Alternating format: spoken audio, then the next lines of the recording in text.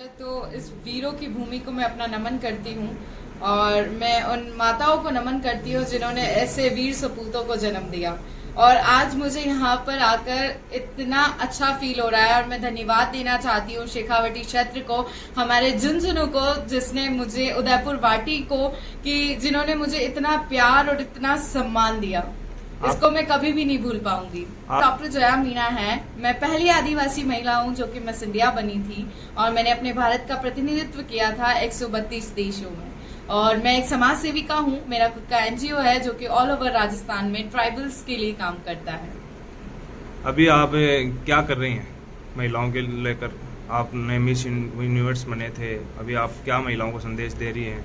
जी देखिए, मैं जिस क्षेत्र से आती हूँ वो आदिवासी क्षेत्र है और मैं संदेश तो सभी महिलाओं को ये देना चाहूंगी कि देखिए, आपको रोकने के लिए बहुत लोग आएंगे, लेकिन आपका जो कॉन्फिडेंस है वो आपको आगे लेके जाएगा। आप ये मत सोचिएगा कि हमारे पास संसाधन नहीं है, हमारे पास कोई चीज नहीं है जिससे हम आगे नहीं जा सकते। वो लड़की तो बहुत अमीर है, उसके पापा के पास पैसा है तो वो आगे जा सकती है, ऐसा बिल्कुल भी नहीं है। मैं एक ऐसे घर से आती हूँ जहाँ पर मेरी फैमिली बहुत गरीब है लेकिन दिल से बहुत अमीर है और मेरे माता पिता ने मुझे हमेशा सपोर्ट किया है, इसीलिए आज मैं आपके सामने बैठी हूँ। तो मैं सभी लड़कियों को कहना चाहूंगी कि अपने सपनों को कभी मत दबाइए। अगर आप अपने सपनों को पूरा करना चाहते हैं तो आप अपने पापा से बात कीजिए, अपनी फैमिली को बिठाइए और उन्हें समझाइए कि पापा मैं ये करना चाहती हूँ और मैं ये करके दिखाऊंगी। आपके क्या सपने थे, किस तरह आपने पूरा किए, थोड़ा बताइए। देखिए, मैंने सिर्फ एक बार टीवी पे मानुषी चिल्लर जी को देखा था जो कि मिस वर्ल्ड बनी थी 2017 में। जब मैंने उनको न्यूज पर देखा तो मेरा भी एक सपना था कि यार मेरे पापा अगर न्यूज चैनल पे इस लड़की को देख रहे हैं तो मैं चाहती हूँ कि एक दिन सारे न्यूज चैनल पे मैं आऊँ और मेरे पापा चाय पीते वक्त उस चीज को देखे। तो बस वो सपना मुझे आगे लेकर चला गया और जैसे जैसे मैं आगे बढ़ती गई, मेरे माता पिता के सपोर्ट की वजह से आज मैं यहाँ बैठी हूँ। किस तरह का प्रतिनिधित्व किस तरह से कर रहे हैं? अदर कंट्रियों में आप जा रहे हो, अलग अलग देशों में जा रहे हो, किस तरह से आप? जी, मैंने भारत का प्रतिनिधित्व 2019 में किया था, 132 देशों के अंदर किया था जहाँ पर अलग अलग देश की महिलाएं आई थी। वो एक बहुत हेल्दी कंपटीशन था, वहां पर भी मैंने विजय किया था। तो मुझे मिस क्रिस्टल एंजल इंटरनेशनल का खिताब मिला था। और उसके बाद जब मैं मोदी जी से मिली तो मोदी जी से मिलने के बाद मेरे अंदर एक ऐसी भावना आई, क्योंकि जब वो मेरे पास चल के आ रहे थे तो मुझे ऐसा लग रहा था कि भगवान चल कर आ रहे हैं। तभी से मैं बीजेपी को और आरएसएस को फॉलो करती हूँ। अभी आगे की आपकी क्या रणनीति है?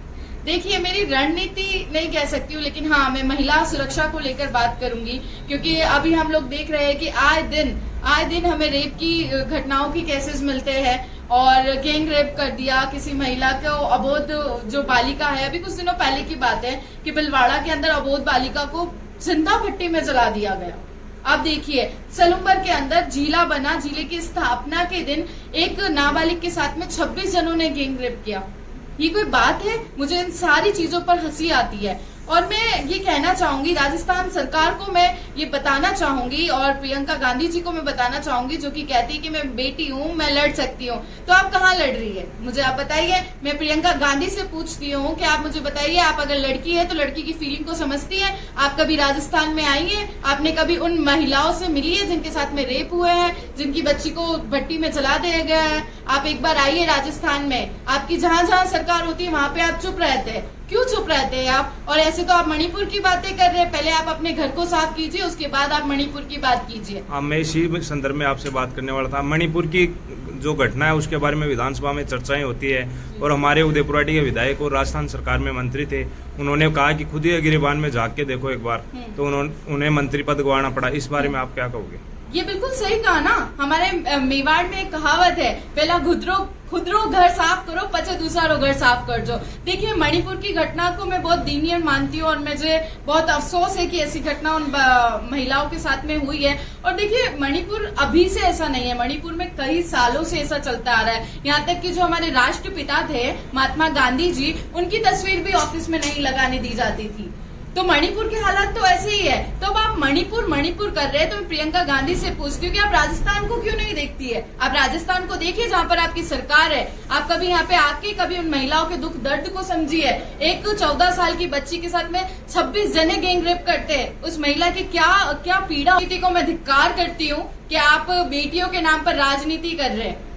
ये जो राजस्थान है, यहाँ पर बेटियों को पूजा जाता है, ये त्याग व बलिदान की भूमि है। और मैं तो अशोक गहलोत जी को कहती हूँ, आप जिस कुर्सी पर बैठे हैं, आप उस कुर्सी के लायक तक नहीं है। क्योंकि मैं तो कहती हूँ आपको शर्म से डूब के मर जाना चाहिए। अगर आपकी बेटी के साथ में कोई 26 जने गैंग रेप करेंगे तो आपको कैसा लगेगा? आपकी बेटी को अगर अबोध बालिका जो थी भिलवाड़ा की, उसको भट्टी में जलाकर मार दिया गया, अगर उस जगह आपकी बेटी होती तो क्या करते? एक तरफ आप कहते हो कि महिला को सशक्तिकरण करो और दूसरी तरफ ऐसी घटनाएं होती है, वहां पे आप आते नहीं है। आप सिर्फ आदिवासी लोगों को ये समझते हैं कि ये तो पढ़े लिखे नहीं है, जनता जनार्दन है, जनता सब कुछ जानती है।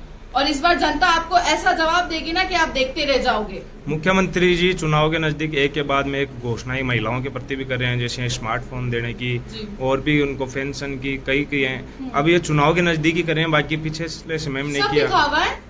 आप स्मार्टफोन दे रहे हो, आप झीलों के उद्घाटन कर रहे हो। आप सलूम्बर झीले को देखिए, जिस दिन सलूम्बर झीले का उद्घाटन था, आप वहाँ पर मोमेडियंस जो भी है वहाँ पे आप नमाज पढ़ा रहे हो, जहाँ पर हमारा हिंदू राष्ट्र है, बनने वाला है हमारा हिंदू राष्ट्र, आप वहाँ पर वो करवा रहे हो। आप झीले की पहली खबर पढ़िए, जिस दिन उद्घाटन किया गया था उसकी पहली खबर थी कि एक नाबालिग के साथ में 26 जनों ने गैंग रेप किया। तो आप ऐसे दिखावा करने से अच्छा है कि आप धरातल पे बात करें। आप सिर्फ एक वीडियो को वायरल करवा देते हैं। अभी थोड़े दिन 9 अगस्त की बात है, जब राहुल गांधी जी यहाँ पर बांसवाड़ा में आकर अपनी सभा करते हैं और आदिवासियों को सिर्फ भीड़ के लिए इकट्ठा करते हैं और उस वीडियो को वायरल करवाते हैं। तो मैं पूछना चाहती हूँ, हम आदिवासी लड़कियों को आपने क्या भीड़ के लिए इकट्ठा करने के लिए रखा है? आपने उन आदिवासी लड़कियों की पीड़ा को समझा?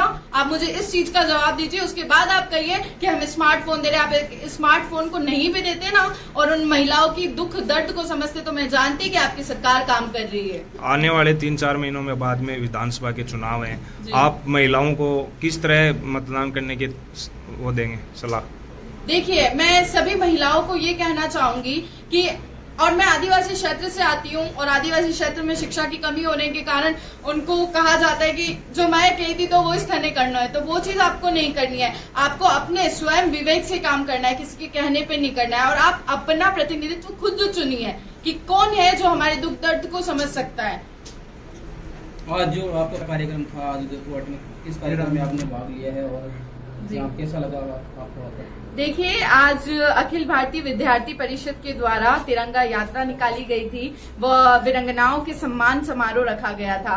और आज मैं शेखावटी में आई हूँ, मैं वीरों की धरा पर आई हूँ, तो मैं अपने आप को गौरवान्वित महसूस करती हूँ। मैं आप सभी को अवगत कराना चाहूंगी कि 1971 में जब भारत पाकिस्तान का युद्ध चल रहा था, जो कि 13 दिन तक चला था, उसके अंदर हमारे भारत के 3900